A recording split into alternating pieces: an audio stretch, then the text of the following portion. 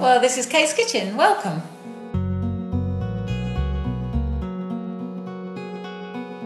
From the age of about 5, I wanted to teach, and then at about 16, 17 decided it was going to be food for me.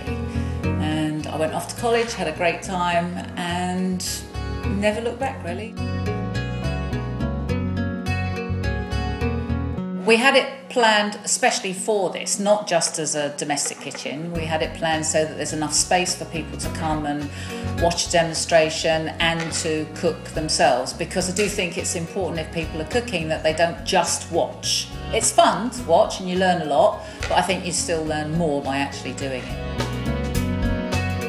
Because I've taught for such a long time, I can offer a range of skills to people that have never cooked before, or people that have a fair amount of experience but just want to extend their range a little bit.